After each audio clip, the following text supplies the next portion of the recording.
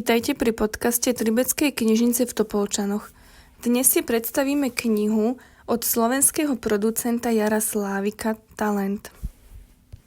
Jaro Slávik pôsobí v kreatívnom a zábavnom priemysle. Venuje sa písaniu scenárov, účinkuje v stand-up komedii, moderuje vlastnú spoločenskú satirickú reláciu, hľadá talenty, organizuje koncerty, produkuje hudobné i televízne projekty a pravidelne prednáša. Vyše 10 rokov pracoval v zahraničí na seniorských pozíciách koncernov Emmy, Virgin a Warner. V minulosti manažoval umelcov, čo vyhrali britskú hitparádu, aj umelcov, čo opakovane vyhrali Eurovíziu. Spolupracoval s Madonou, so Shaggym, s Chuckom Norrisom, s Jeanom Claudom Van Dammom, s Pamelou Anderson a ďalšími. Jaro Slávik je vďaka účinkovaniu v televízii najznámejším predstaviteľom zákulisia zábavného a kreatívneho prostredia. V knihe Talent prináša atraktívny pohľad za oponu diania vo svete talentového priemyslu. Vlastne sú to 3 pohľady za oponu. Vďaka prvému sa dozviete, čo zábavný priemysel je a koľko triliónov eur sa v ňom každoročne točí. Druhý pohľad nás privedie k rozprávaniu o tvrdohlavosti Jozefa Patroviča, o hádkach s Luciou Bílou, o veľkom nasadení Leoša Mareša, jednoducho o 10 ročníkoch populárnej televíznej relácie. Posledný pohľad je denník z nakrúcania 11. série Československo má talent, ktorá podľa autora ani nemala vzniknúť. Tu je úryvok z knihy Talent.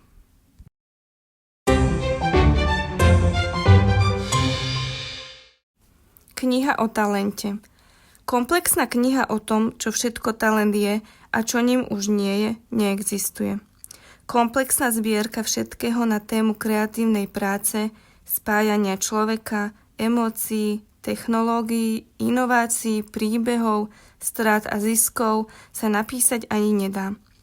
Vyšlo pár dobrých kníh o kreativite, ktoré rozhodne stoja za prečítanie a ktoré by ste si mali určite kúpiť. Väčšina z nich však nevyšla v českom ani slovenskom preklade a dokonca na našom trhu je nedostupná. Kniha o talente, ktorú držíte v rukách, je vlastne skladačkou 3 rôznych príbehov, alebo ak chcete, 3 doplňajúcich sa navzájom prepletených kníh. Skladá sa z príbehov o kreatívnom a zábavnom priemysle v celej šírke, od mystiky tvorivosti po ekonomiku showbiznisu, z príbehov postav 10 ročníkov televíznej relácie Československo má talent a z príbehov z nakrúcania ostatného ročníka. Prvou témou je talent, teda oblasť zábavného a kreatívneho priemyslu, ktorý je postavený na komunikácii, zábave a popularite.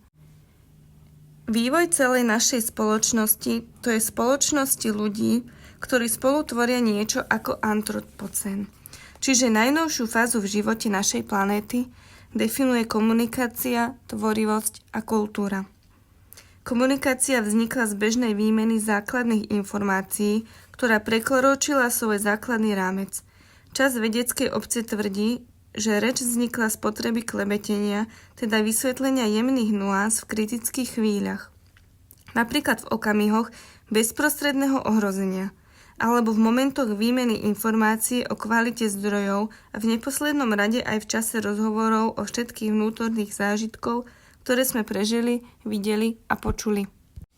Komunikácia, vďaka ktorej vznikol jazyk a všetky jeho formy, teda piesne, legendy, literatúra a tak ďalej, sa totiž v prípade druhu sapiens líši od komunikácie ostatných živých tvorov.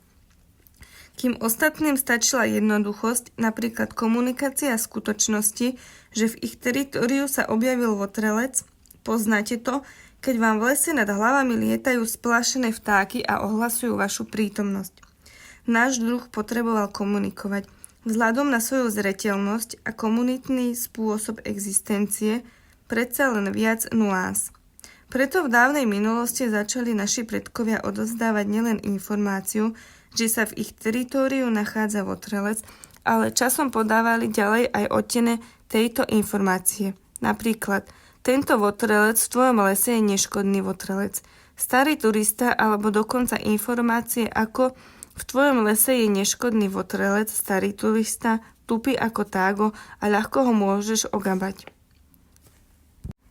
To bol úryvok z knihy Talent od Jara Slávika. Ak by ste sa chceli dozvedieť viac o zábavnom a kreatívnom priemysle, neváhajte a navštívte našu knižnicu a knihu si môžete vypožičiať na úseku odbornej literatúry. Touto cestou by sme vás chceli pozvať na autorskú besedu s Jarom Slávikom o novej knihe Talent, kde nám predstaví aj zákulisie zábavného a kreatívneho prostredia a uskutoční sa 18. apríla vo štvrtok o 16. hodine v komunitnej miestnosti Tribeckej knižnice v Topolčanoch.